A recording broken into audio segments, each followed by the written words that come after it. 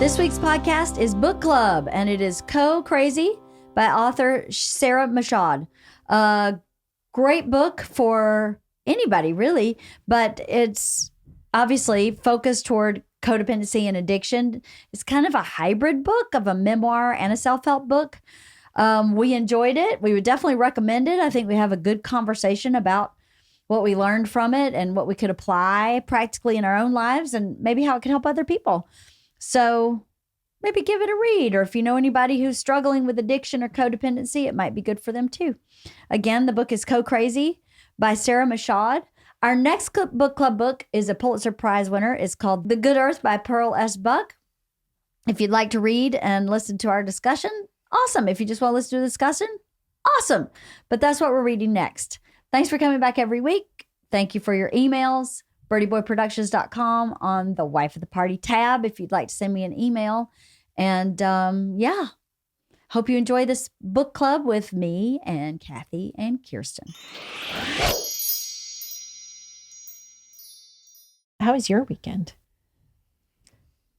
It was great. I also feel like I could just burst into tears at any moment. Not because of the weekend. I'm so tired, and I don't know if this is like heart attack centric, age centric, like stage of life centric, all of the above, but I need my sleep. I need my sleep, and you're not getting it. Yeah, it just I need rest in order to process life. So it was, we went on a 5-day long extravaganza, a trip. We flew back east and saw 4 colleges with Camille, and none of them, it wasn't like we dropped into New York City and saw 4 colleges in New York. Oh, no. It was like fly to DC. The next day we drove like 3.5 hours, saw a college, and each of these college tours, you get more than 10,000 steps in a day, Yes. It's a massive amount of walking. And then drove 2.5 hours to another college. And that, just did the same thing every single day. So it was our minimum driving in a day was 4 hours or something. So it was just, it was go. And we saw family in, family outside of DC and family in North Carolina, and which was amazing and great. So everything was great. The colleges were great. Camille and I were great. So there were no down moments except for on the way back when we had one of those horrific delays, just a flight delay that had us in the airport for 8 hours. And and coming off of the end of all that driving, all that walking, all that processing, it was a lot. Yeah. It was a lot. And so just recovering, processing. But it was successful overall. It was great. And it was also successful in that we'll see if she decides to pick any of these schools. Even they were great schools. She loved them. Awesome. But she has a lot of options, and they're all very different. I like to say it's not comparing apples and oranges. It's comparing apples and eggs, because they're all just, they all offer so much in such different ways. And Are there any that she was like, nope, definitely not? Because sometimes that's almost easier. If she knows immediately, this, we can take this off the list. There was one that was very nice, but it was a no. And we both had that feeling, and I was sort of waiting to see what she'd think about it. At the same time, if that was her only option, it would have been a great option. She'd been fine. So That's it was a great a place lovely to be. option. Yeah. It is a really good place to be. Yeah. It had to have relieved some anxiety or stress from all of you, probably, to having laid eyes on a place and said, okay, there are no bad choices here. Yes, although it sort of laid another one on. So I sat her down before we left, and I said, look, I know it seems like a lot of stress to be booking off of school for 3 days and, flying across the country. We're staying in a hotel, we're seeing family, we're doing all of this stuff. And I said, but I want to let you know that Dad and I are both absolutely solid in that we don't care if you pick any of these places. Right. So if your takeaway from this is I hate all 4 of these colleges, or I hate back east in the winter, or anything like that, like if none of these are a go in the end, that's still a successful trip. Totally. Because it gives us information. Like we need information. You can't go to 15 schools. You applied to 15 schools. You can't go. You can go to 1. You know, and so if the takeaway from any tour, whether it's in California or back east or elsewhere, is I don't think this is going to happen. No matter how much you like it, if you're just, for whatever reason, I don't think this is going to happen, that's great, because we need to do some weeding out, kid. Right? Like, yeah. And so. No weeding out was done. Sounds like 1, maybe? Well, unclear. Because also during the 8 hours in the airport, there was some panic happening, saying, I don't know if I could do this alone. And I said, well, that's good information too. And I said, this does happen. Like, and actually it happens more and more these days. Yes. I know Cathy and I enjoyed 5 hours at LAX. Oh, We I did. heard about it on this Yes. camping trip. I So- heard about it. Yeah. So, it's happening more and more. And I said, that is just something that you have to work into the equation of, if you go far away, this will happen at some point. It's not going to happen every time, hopefully, but it will at some point. Right. Yeah, And- that's a really good perspective, right? Yeah. When you have to travel from out of state, then it changes things. And none of the schools, it's not like she would fly in someplace and like, I've arrived, except for one school that she saw is about 20 to 40 minutes away from the airport. So that would be a very easy shuttle sort of or bus situation. But the other ones were all fly in and then figure out some sort of ground transport a couple of hours away. And A couple of hours that away. makes a difference. Yeah. That makes coming home really hard. Yes. Yeah. And it makes going there really hard, because you fly there and we were on an 8 a.m. flight and we arrived into DC at 4. So your flight gets in at 4 and you get your luggage, and then you get whatever sort of transportation you're taking that is going 2 or 3 hours away when there's not traffic. Right. Right. So suddenly like that, it's like going to Europe. It's like a 12-hour travel day. Yeah. That's a big difference. That's huge. Yeah. That's a lot to consider. No popping home if you're having a bad weekend. No. Right. Yeah. So we discussed all the different alternatives. We also discussed something that I wasn't originally thinking about, which is that no decision has to be like a binary decision of, okay, you're either going to school an hour away or you're going across the country. Like, first of all, we have lots of different options in terms of like maybe 5 hours away or whatever, like a 5-hour drive. Yeah. But also I said, you know what? You could go to a school for 1 to 2 years and transition, so you could go someplace an hour away where you could still come home on the odd weekend and, just have like a sort of transitional couple of years at a Cal State or a UC, and then go to the dream school back east, like as a transfer student 2 years later. And that was something that I hadn't originally, it just wasn't even in my wheelhouse. It's like, well, you go where you go. And I'm trying to be more open about possibilities. That's a very good possibility. Yeah. So many kids go to like community college in Santa Barbara and then transfer to UC Santa Barbara. You're already in Santa Barbara, but it's smaller. It's 2 hours from LA. That's great. Great option for kids to do that. Or even like you said, Cal State, just Cal State's right here all over. Yeah. And sometimes, they do need that, like, it's like a baby step, right? Like if she's not ready to handle a potential 8 hours in the airport. Okay. So maybe in 2 years, you'll be more ready because you will have had the, independence under your belt where you're like, okay, I can handle this now because everything else feels a little more solid. Totally.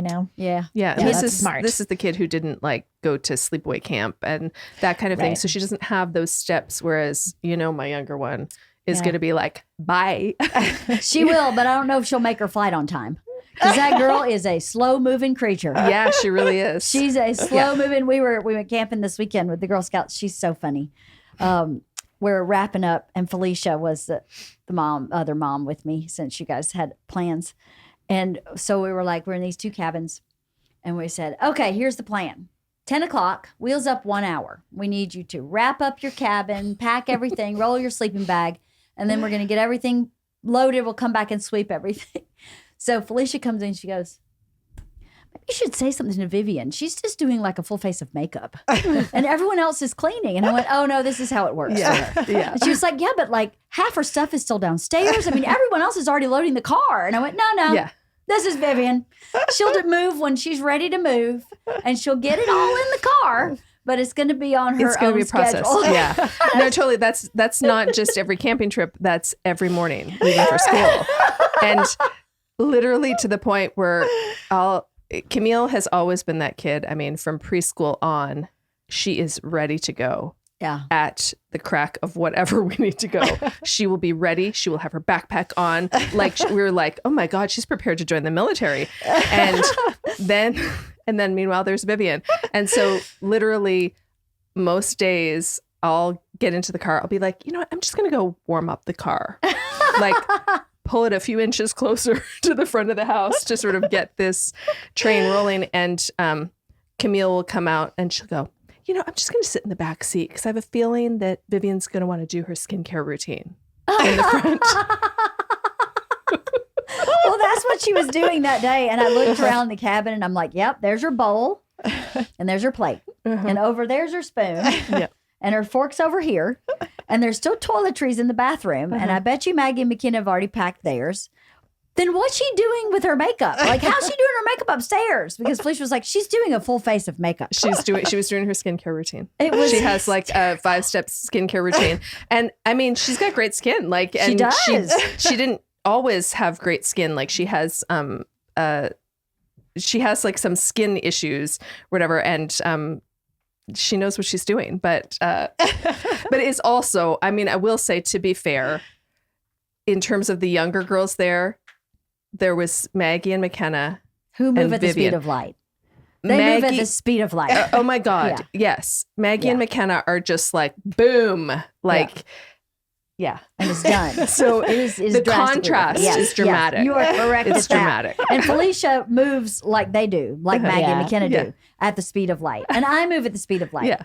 And the other cabin was kind of moving at the speed of light too. So she didn't have any. Well, that's a little shocking that the other cabin was. Although, well, you know, Isla's energy levels always on these camping trips. I'm trying to think. Oh, and actually, no. I'm just thinking about who was there. Yeah. They're all. Yeah. She was definitely the odd man out. Yeah. Felicia, do you need to speak with her? And I went, no. Yeah. This is Vivian. Believe me, she'll make it in the car. Quo. Yeah. She'll get her make home, it in the don't car. worry. And that's all we're worried about. Does she get all her shit in the car? Yes. Then we're just not worried about the rest. Is any of her shit unpacked now? No. It is not. Isla's, no. It's literally a bag sitting outside of her bedroom. Yeah. And Same. Did she have fun? She had a great time. Yeah. It seemed like they all had a great time. Yeah. I think they all they got on great. The littles were moving at a very slower speed all weekend than the big girls. But the big girls kept coming and saying, hey, do you guys want to go on the jumpy thing? Do you want to go to the river? Do you want to go? And they just didn't. They just wanted to hang out by the fire or hang out and, you know, just ride around. So I was like, as long as you're asking, that's really all you can do is, hey, do you want to join us? And after that, you know, do whatever. It was really easy, really fun trip. Missed you guys, but it was really fun. I miss being there, but honestly, you were in the right place. Yeah, I was in the right place, but also it was kind of delightful because I think we're all in the position where our kids don't get any time away from mom on these trips. Like the other kids in the troop are like, they're gaining independence. And meanwhile, you know, our kids all have their mom there. So I think it was really great for Cathy and I to, Lily wasn't my there, kid so wasn't there. that was She moot still for has you. had no independence. Yeah. Right? Well, my kid went with you in the fall. Yeah. Which was good. Yeah. So anyway, it was fun. I'm glad your trip was good. Yes. Thank you. That's very exciting that you got some answers or some clarity. Maybe not answers, but some clarity. It was Or exciting. insight, right? Insight, Just to be able to start the process. Like it makes such a difference. Lots of insight. Yeah. It's so interesting though, because it's like the things that that really have no bearing on the college experience that influence you too. Like one of the colleges, we had hands down the best tour guide in the history of tour guides for anything, like for college or anything. And we've seen, like, we've gone on like 6 official college tours so far. He was like, we're like, oh my God, I literally, I'm sure they know, but I'm like, you need to give him a raise, because I guarantee people are making their decision based on this dynamic personality of someone that they'll never see again. Right. You know? Yes. That's cool though. It's always cool to find an expert in their field. Yeah, No totally. matter what it is, it makes it more enjoyable. Yeah. Right. Yeah. Speaking of experts in their fields, the author for this I know that's a book really club, long intro to book club. right? It's okay. Our book clubs always go like that. They're loosey-goosey. I think that's true. what people like, is that we also talk about other things. Crazy. One Psychologist Recovery for Codependency and Addiction, a Memoir and Roadmap to Freedom. What'd you think about this book? I have to preface by saying that I am the slacker this month, and I not only did not finish, I did not get very far into the book. No fault of the book. It was just because of the chaos of our trip. Right. I had envisioned landing at the hotel and having some reading time and whatever. I mean, we just, like, when we arrived, it was like have a shower and collapse. And I was driving most of the time. So, and then I thought, oh, on the way back. That did not happen because it just didn't happen. So it's okay. I apologize, and I apologize to the author. It had nothing to do with, I mean, I didn't read enough to know whether it was boring, because I'm just saying it's not, it wasn't because of boredom. But I'm here to talk and to listen. And to contribute the best way you can. Okay, well, I will say, I thought it was very brave that she wrote this book, because she included so many of her personal experiences in her own journey through codependency and addiction, and her relationship with other people who were codependents and addicts. And that's super brave. I think it's always brave to tell your story, especially the like gross, ugly parts. And I don't think a lot of addicts have like sunshiny and bright stories.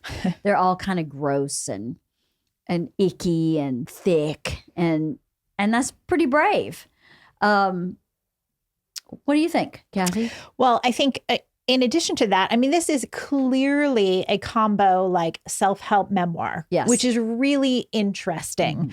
Like to sort of mesh those two. Like we've certainly never read anything like that before. No. There was one point where I was like, oh, that's so interesting. Like, I wonder if this could almost be 2 separate books, right? Like she could have written a whole memoir and then the whole self-help separate, but her choice to combine them was really interesting. And I think that if you were somebody who struggles with codependency or in that relationship or whatever, then this book could be really helpful. I'm not in that place, so I didn't find it super relevant to me, but I think there's a lot of really valuable stuff in here.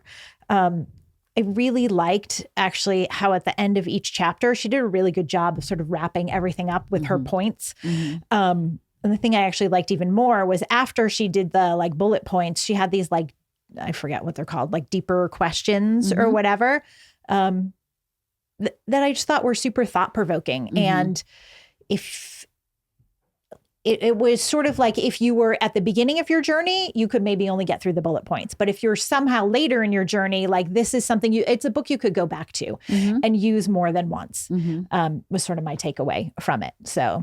Yeah, and I have to say, from the amount that I read, I was sort of intrigued by the hybrid model of it. And it kind of reminded me of Girl, Wash Your Face, in the sense that I think that was that the book that had like the little, it's like even if you didn't read the whole chapter, you could go to the end of the chapter and you'd have that little, and so they reminded me of that. Yeah. Because there was like the takeaway.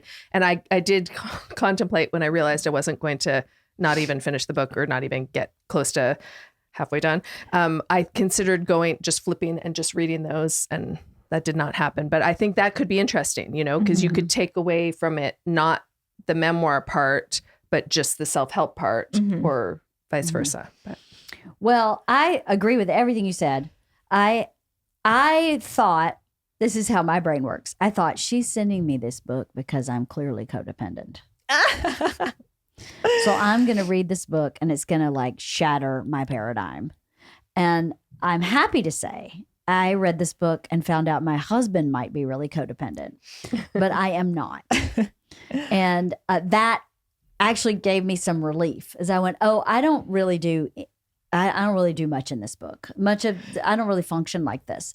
But I see how this would be really helpful for someone who does, and just to understand their cycle and their lack of boundaries. Because most of the book to me was expressing how a lack of boundaries with yourself, for yourself, not to mention with other people, gets you in these codependent relationships where you are relying on someone else for your own fulfillment, or someone else is relying on you for theirs. And that is so unhealthy. So even if you're not an addict per se, if you find yourself repeating bad relationships where you just can't figure out what's wrong with your relationship, I think this would be a really good guide of going, wait a minute, how do I set a boundary here? And why do these things make me feel like I'm less than, or like he's more than, or she? And that I thought was really helpful. And I thought of several people who are in recovery, a couple that are newly in recovery that I thought, I wonder what their take on this book would be. Is this new information for them, or is this information they don't have yet? I don't know what in me made me not have some of these codependent behaviors. I don't remember ever having these codependent behaviors, some of them that she describes, like, really, really trying to fix or save another person. I don't remember ever being like that. I remember being like, sucks for you, buddy. I'm not going to stick around for you to sink the fucking boat. Yeah, exactly. Right. So, but I know people do that. People do get themselves in relationships where their whole goal is to save the other person. I mean, I had the opposite thing. I looked at Bert and went, if I ask him to change who he is, that's actually out of integrity for me. So I can't ask him to start putting his shit in the hamper, because I'm asking him to be someone he's not, and that I'm not cool with that, which is the opposite of codependence. Another interesting thing, I wish I had, I marked a bunch of pages in the book and then intended to go back and highlight them and never did. But there were some sections in the book she talked about arguing and being in an argument with a codependent person. And that was really interesting to me, because a lot of the way she described a codependent person arguing is how Bert tries to argue with me. That was my big flag that I went, I wish Bert would read this book, because I think some of the behaviors that he can't get me to comply with are in this book, where he'll want me to react to something he says and I just won't. And that makes him really upset. Like, he'll do this thing, perfect example, where he'll go, fine, then I'm leaving. And I'll go, that's not how an argument works. When you leave, no, he did that one time. He goes, fine, I'm leaving, leaves. And then I don't follow him. And he comes back and he goes, you didn't follow me. Why didn't you follow me? And I go, I didn't follow you because you decided to leave. So you're either going to stay here and fight with me, or you're going to leave. I don't play the game of, but wait, come back. Let me see what I can do to make it better. Wrong girl. That's not me. And he goes, well, then I'm not sure really what I'm supposed to do with my feelings. Well, you stay here and you work them out, or you take a break. But you don't, that's a fucking bullshit game. That's what he does to me that I won't participate in, right? And she didn't lay out that exact example, but in her examples, I was like, oh, this is how Bert tries to get me to fight with him. But I wonder if someone who's having trouble in a relationship, addict or not, where they have those kinds of arguments, could clearly see, oh, this is really unhealthy. And I should stop doing that. And boundaries are what help you stop doing that, I don't know. That was one of my big takeaways from this book, was that I think I'm not codependent and I'm probably married to someone who is. And how do I get him for his own sake, because I'm not to save him, but for that person that needed me to play the game of follow me outside of the room and beg me to keep talking, that he thinks that gives him some fulfillment, when really it doesn't, right? It's really unhealthy. So for me, my want for him is to be healthy for himself, to feel good himself about his behaviors. So how do I give him this information? Because he's never going to read this book. He's never going to read a book. It has nothing to do with this book, but any book. I wish I had gone back and looked at it and highlighted what I saw. She also she did this like tiered laying out of emotion. Do you remember that? Yeah. It was a pyramid of emotion. Yes. Where what was at the top and then what was really at the bottom. And I thought that was a really great visual for you when you're in an emotional place. Do you remember that? I do remember that. I didn't like highlight it or whatever because she didn't actually draw it out, I don't think. No, but in my brain, I drew it out. Yes. Well, because she wrote it visually. Like, I don't know how to, you know what I mean? There wasn't an actual picture, but yeah. Well, I'm going to flip and try to find it really quick. Keep talking. I don't remember where it was in the book. There were some things in the book that were, again, there are definitely some things you could take away. Like she had a succinct way of saying a few things that I was like, oh my God, that's not about being codependent. That's about life in and of itself. There was one, how she does those box highlight things, kind of like girl, wash your face. One was, I'm probably going to totally screw it up now, but it was like, you can't feel right if you live wrong or something to that effect. And I was like, oh, that's not about codependency. That's about just your moral integrity and how you feel. Right. Like that's something, I don't know, that anyone can walk away from this book feeling completely. Like, yeah, it's a great piece of life She advice. has a few of those throughout the book that I was like, oh, this is actually a really nice, succinct way of putting something that somebody may need to hear or be reminded of, you know? I found it. Oh, you did? You ready? We disguise anger in numerous ways. So this was a helpful way to work with it. I visualized anger as a 5-leveled pyramid.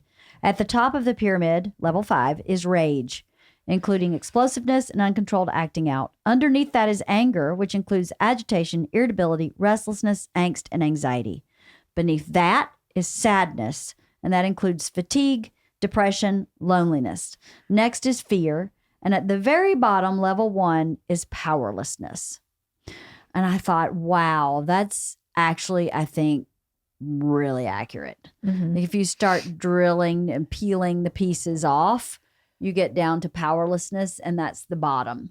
And anytime you can find the bottom of a problem, you can address it.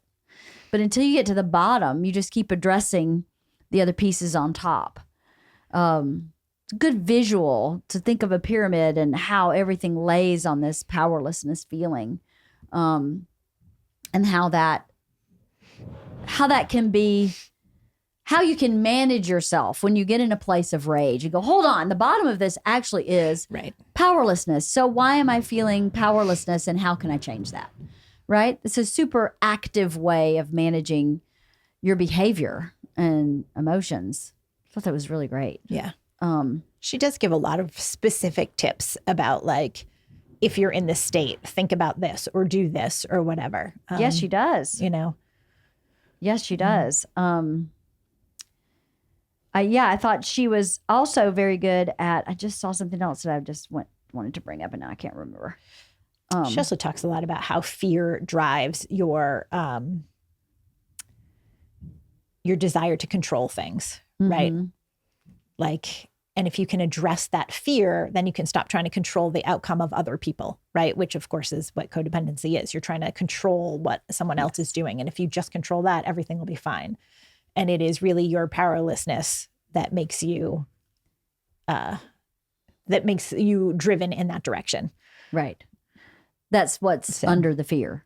Yeah. Is the powerlessness. And then that's why you try to control other people's out of fear. Yes, she did. A lot of the things she said in the book too are things that, so funny. I thought to myself, I had this drinking problem when I was younger, and I got through it by reading a bunch of self-help books because I knew drinking was a symptom of probably powerlessness on some level.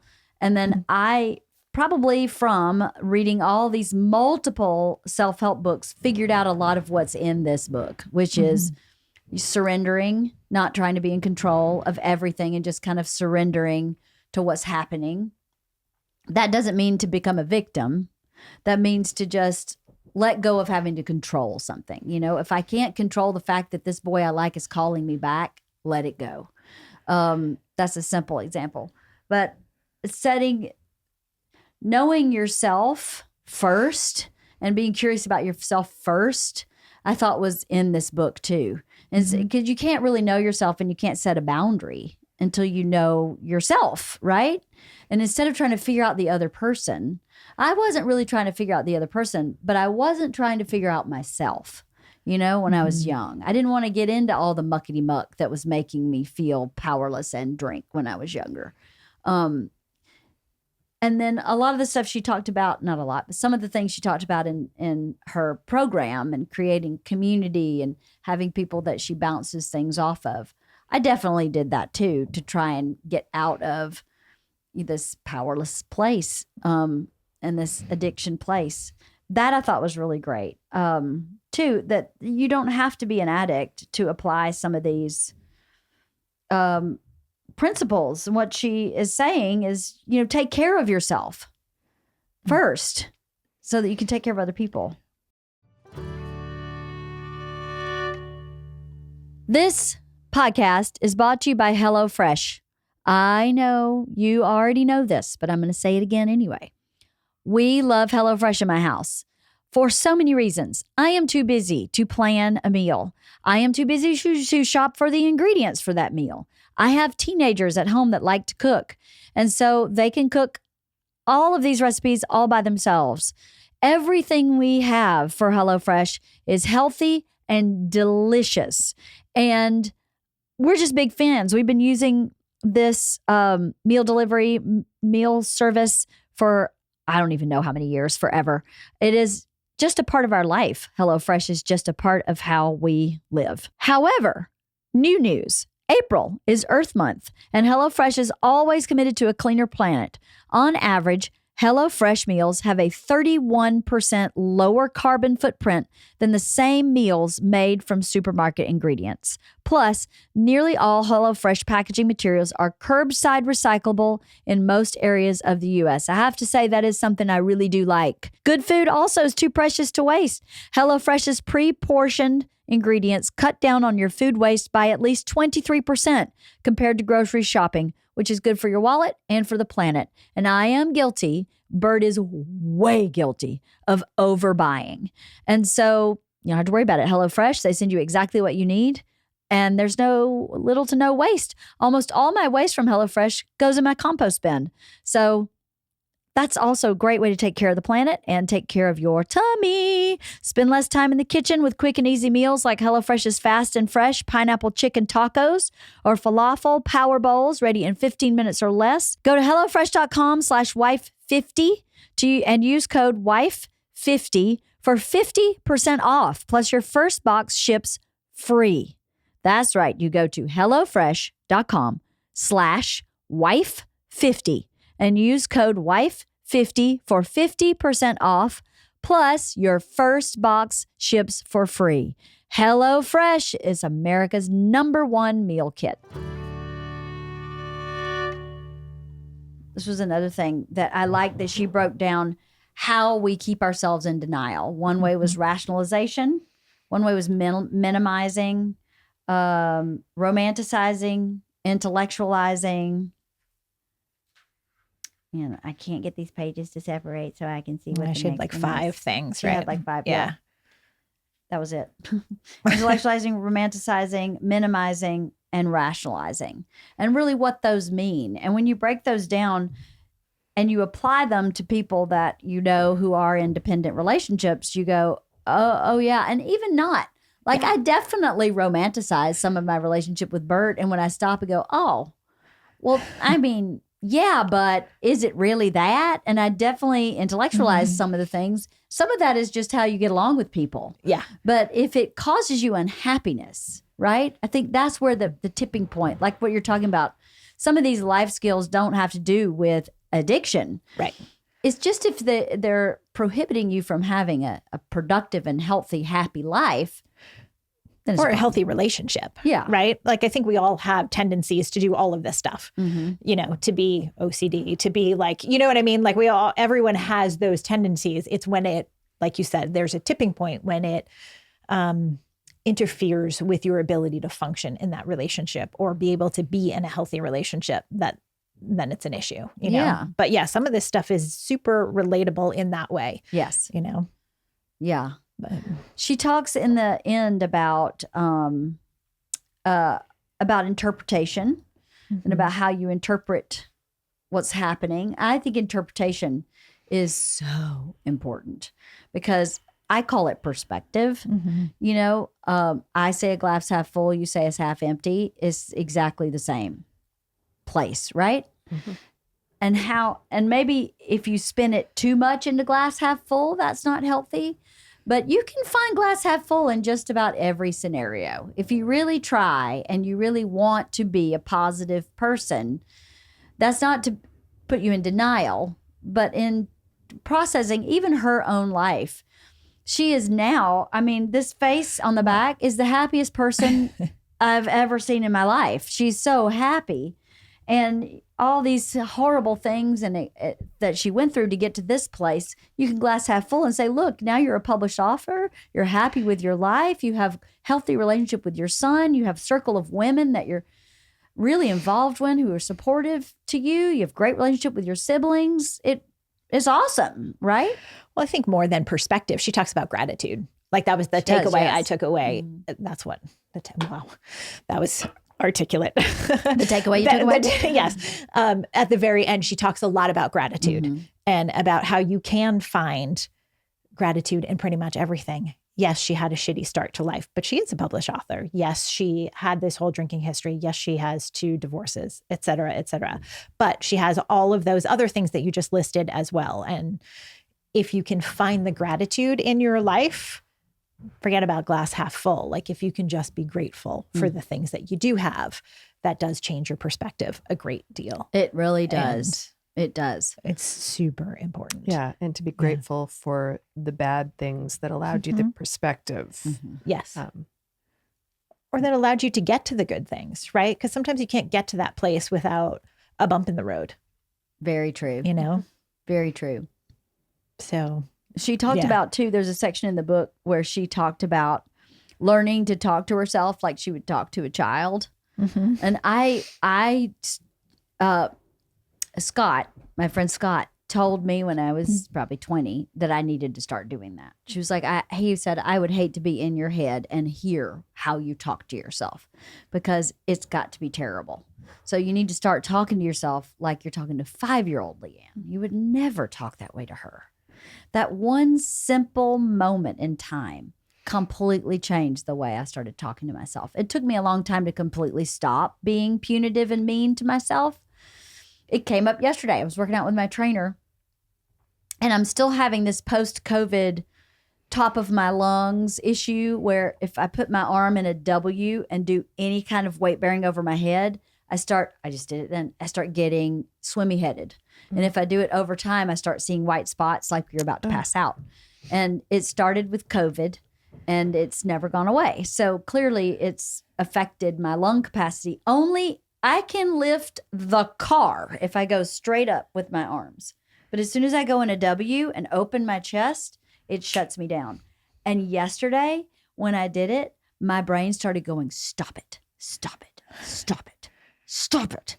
Like I was doing something bad. And I started crying like I was a very small child.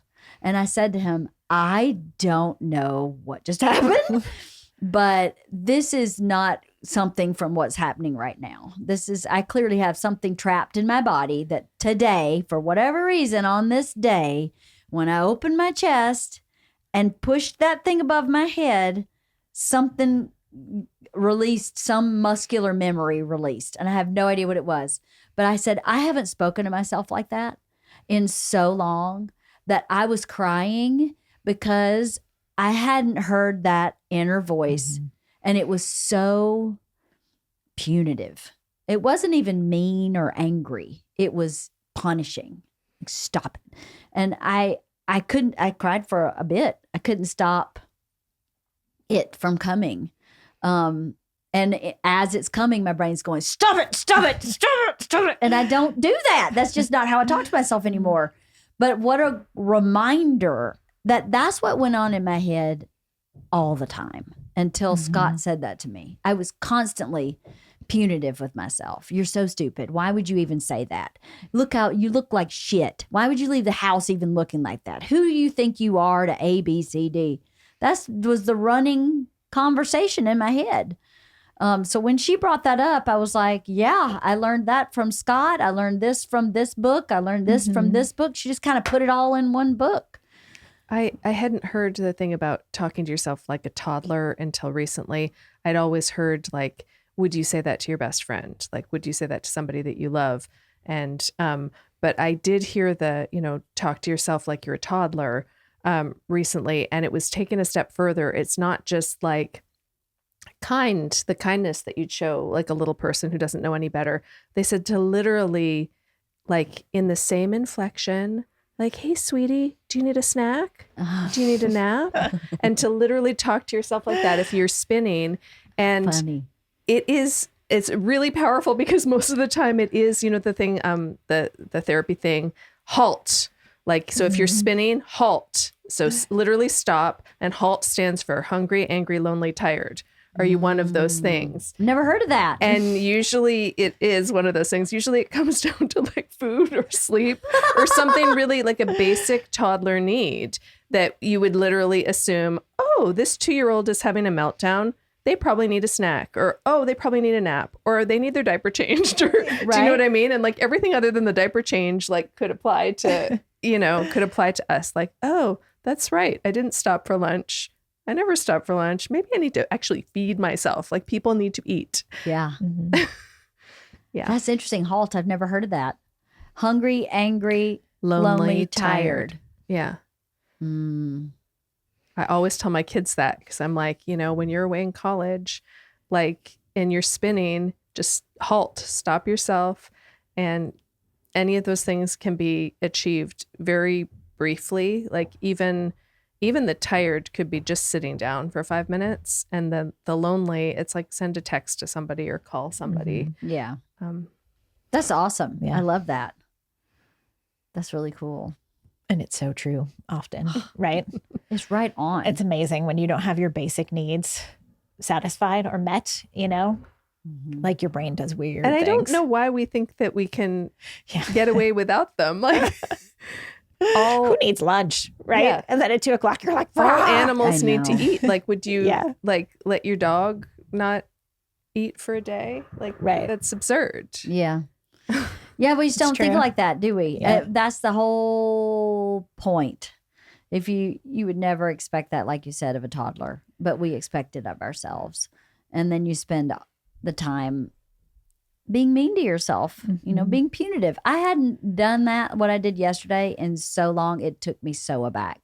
I really couldn't believe that my brain still had that in it. But that's great that it has been a long time, though. Yeah. Oh, that is great. That's really It is amazing. great. But it also indicates, there's still so much of that trapped in my body I don't even know is there. So, but yeah, it was kind of crazy.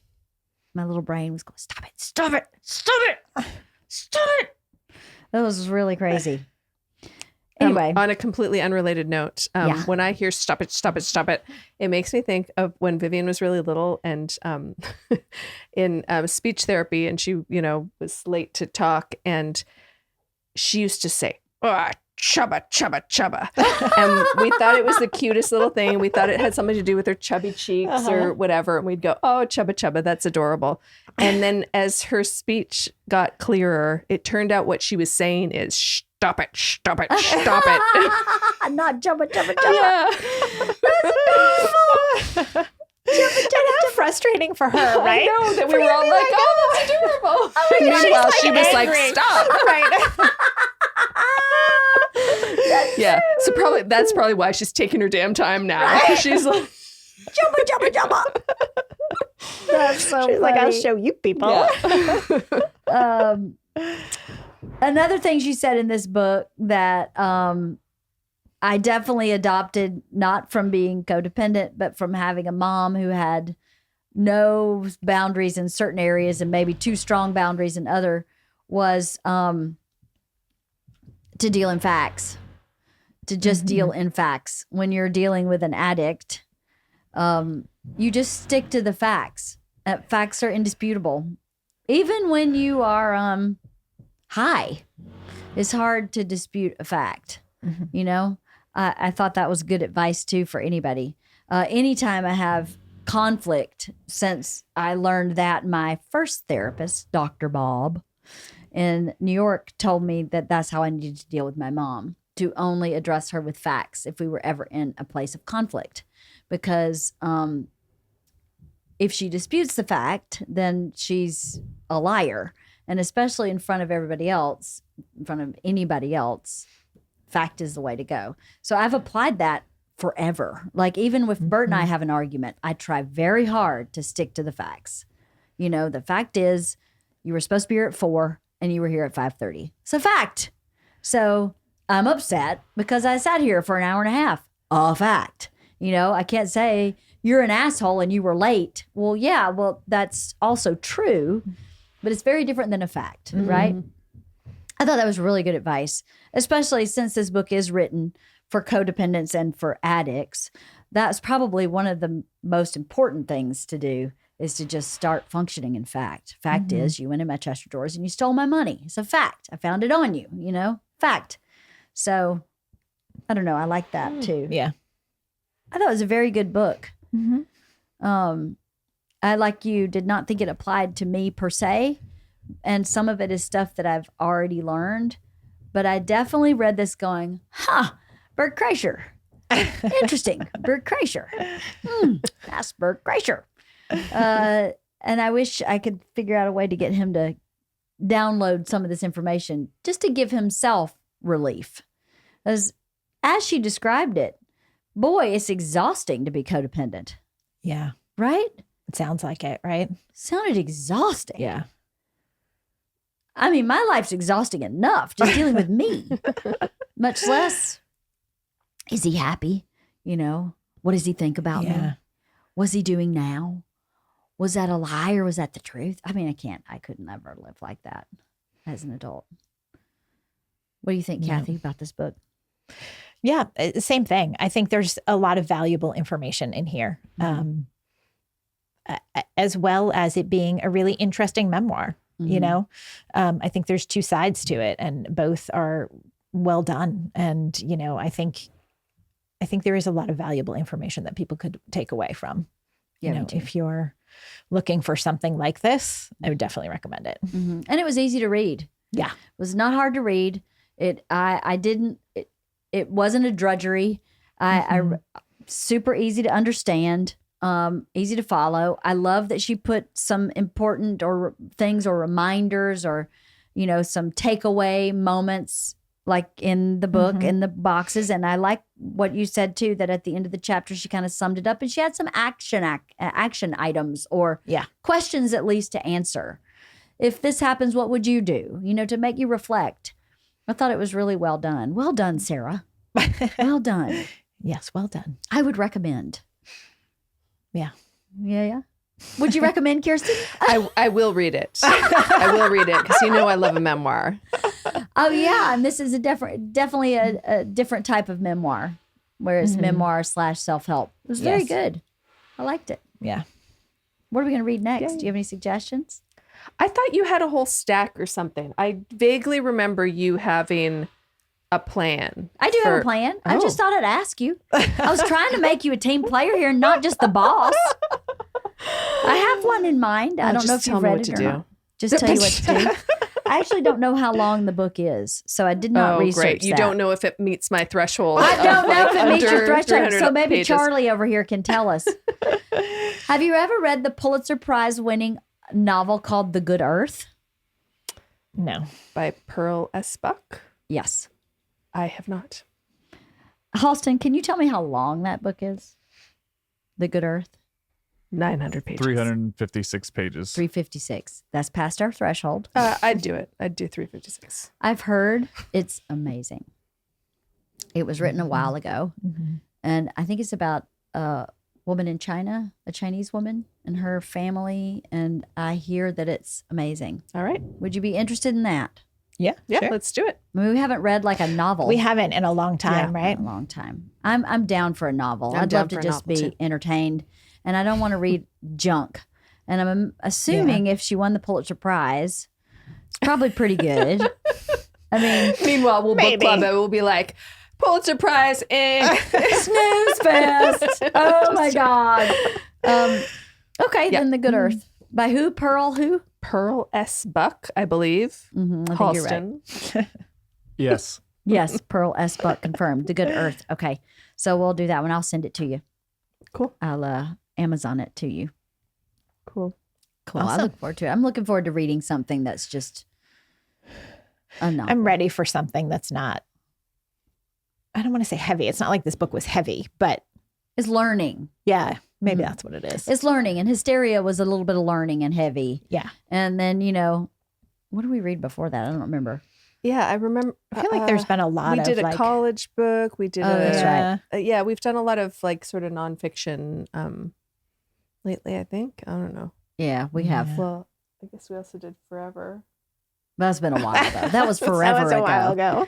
That was forever ago. Nice. So I don't know. We'll try it. I was just complaining to Felicia, who reads a lot. She reads a lot. I said, I can't find anything to read. I want to read something that's good. Like you just know it's going to be good. And she asked me, have you ever read The Good Earth? And I said, no. She was like, oh, this is a book that keeps coming back to me over and over and over again. She decided to read the entire Pulitzer Prize list. She started at the first Pulitzer Prize winner. And she was like, and it was from so long ago that I read several. And then I started at the latest and I'm going back and I'm going to kind of meet in the middle as I get kind Nice. of bored of the front or the back. I'm going to just work Right. it that way till I meet in the middle. And she said that is the one book of I don't know how many of the Pulitzer Prize winners she's read, but it's several. And she said that's the one where she just keeps going. That book was incredible. So Great. That's cool. hopefully, Sign me up then. Okay. hopefully 356 will go like 250 Right. or Nice. 205.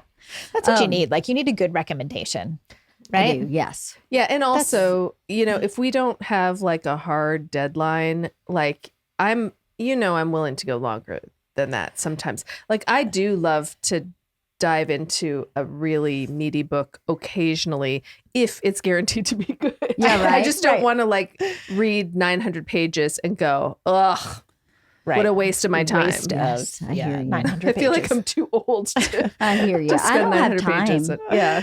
Yeah. I just quite frankly don't have time. Yeah. I mean, this was harder for me because I don't know if she has it on audiobook. I didn't look for it on audiobook, but I'm driving so much now with not having my Yes. 18-year-old driver. I'm driving to and from high school quite a lot. I'd say once a day. I have to go here today and pick her up from school. And that's when I'm reading is in the car. I'm currently reading Mel Brooks's memoir in the car. Oh, yeah. Which I am enjoying because I fucking love Mel Brooks so much. And he reads it. So it's really fun. But yeah, I'll look forward to that. The Good Earth. That'll Cool. be good. What else is happening, ladies? Anything? What else is happening? This is happening. How's Richard's bicep? Was it his bicep? Yes. He is still in the brace. I think he has another 3 weeks, maybe 2 weeks of the brace. And he's like, he's counting down Oh, I'm sure. the minutes. He is so over Yeah. that. He has to sleep in it, right? Yes. He has to wear it all the time except for when showering. And he's just, and it leaves a dent in it. His arm is deformed now. It's just like has dents from. Has he started physical places. therapy yet, or he can't yet? No, and he may not get physical therapy. The strange thing about the reattaching the bicep is that because you use your arms so much, it's just it's like almost like he's getting physical therapy just in doing his daily tasks with the brace on. And then when it comes off, like it'll be the same thing. So his doctor said that actually most of the time people don't even bother with physical therapy for this particular thing. And the surgeon is fine with that. By the way, this same surgeon is the one who required me to do like 3 or 4 months of physical therapy for an impingement in my shoulder. Literally an impingement, like no surgical intervention necessary at all. But he was like, you are at risk of frozen shoulder and you need to do this. Oh. He's like, take it seriously, even if you have no pain. Right. Take it seriously, do this physical therapy. So I feel pretty confident that he knows what he's doing. If he does it, yeah. Okay. Sandy had frozen shoulder. Crazy. She said it was horrific. Yeah, it's horrible. And it's supposed to be it's one of the hardest things to get over, and often you don't ever physically fully recover from it. And yeah, it's a big problem. So they were not effing around about that. That's good. Yeah. I'm opening a can. Sorry. Well, that's good. No physical therapy. So once he's out of the brace, he's like, he probably can't like lift a car, but. No, and he's not allowed to do anything that could be a potential fall risk. So we can't do like a real hike. We can do like sort of paved hikes and no trampoline park, no. Exactly. No bike riding, no. But like, for example, we went ice skating for Vivian's birthday and I was skating my ass off. Yeah. I was just skating around and around and around so much. I was so sore the next day. Oh my God. I hadn't done that in years, but I just loved it. I had so much fun. I actually am considering, again, in what free time, but I feel like the older I get, I want to actually like lock into these things that do bring pleasure. Yes, joy. And yes, that spark joy. And so I was actually going to call the ice rink and see if there were any like open skates that or like even a lesson, like even an adult lesson or something, just to sort of revisit something that I just want to revisit, like childhood things that sparked joy and that are good, healthy things to do. Like what it reminded me of is, I'm from Canada, so I, I'm used to a winter climate, but then I've lived out here for like 27 or 28 years, like a long time. We don't really have that winter, and exercising in a cold climate like that, it tricks your brain because you're working hard, but you don't have that same like sweat response. Like I was working out hard enough to be sweating, but the thing is, it's cold. You're in the cold rink, and so there's just like, I don't know. It's just there's an additional pleasure to that. It's like skiing and all of those winter sports. You get that from where you can be working out really hard, but it doesn't.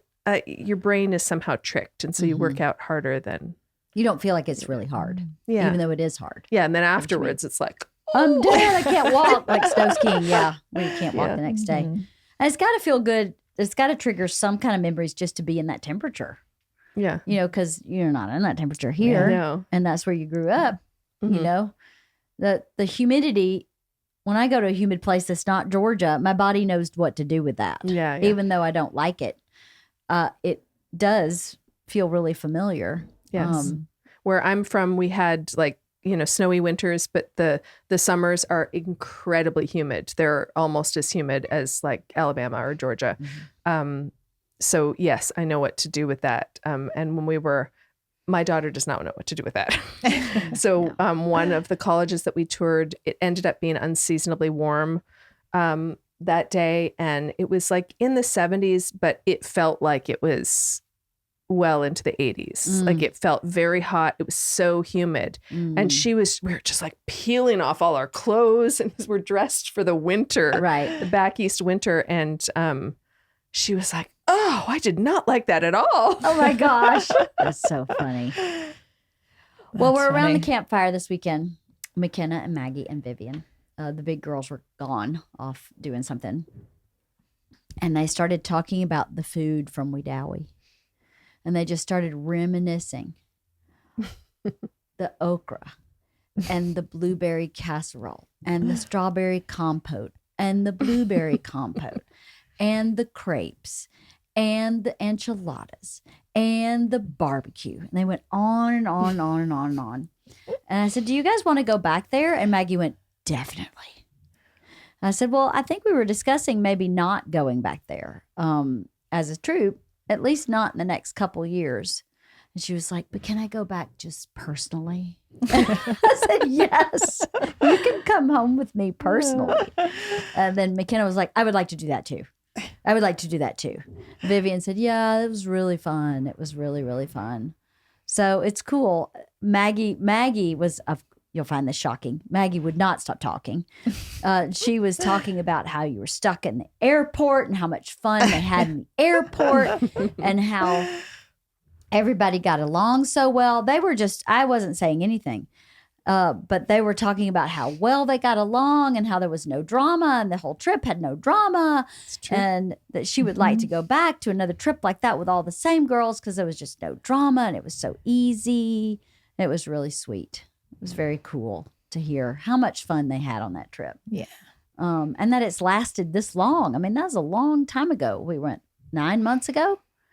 And they're still talking about it? Yeah, it was a great trip. It was pretty cool. It was pretty cool. I don't know. I think we've given them a lot of experiences that have stuck with them, right? Like you were talking about this with the bigger girls and the car ride about like the hatchet throwing or whatever, you know, like the stuff that like, I don't know, doesn't necessarily stick out in my mind as being all that like, wow, I don't know, somehow just hits them and sticks with it, which is really, really cool. It is cool. I don't know if I told you this. They were saying in the car, their favorite camping trip was the one where we went to Lakota and we learned all those legit skills, like the hatchet, how to use a hatchet, how to sharpen I don't know if we sharpened a pocket knife, but they built the box oven in the back in the sand pit. They did the death hike. And the temporary shelter. The temporary Remember when shelter, they did that? yes. That was hysterical. And they were so impressed by how all the older girls had the survival kits. So when they had all the burrs in them or whatever they were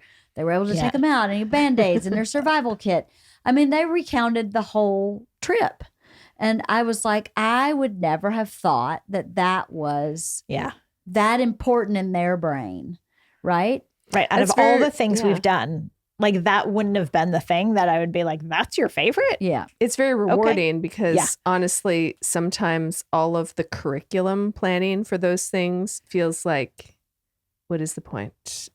Did they even want to do this? Or they feel like sometimes the badge work feels like such a chore. And I wonder about the takeaway. So it is very rewarding to hear that there was a positive takeaway from it. It was really rewarding to hear that from them, to hear them just recount so much about those trips and the work, quote, work they did and how much they enjoyed the work.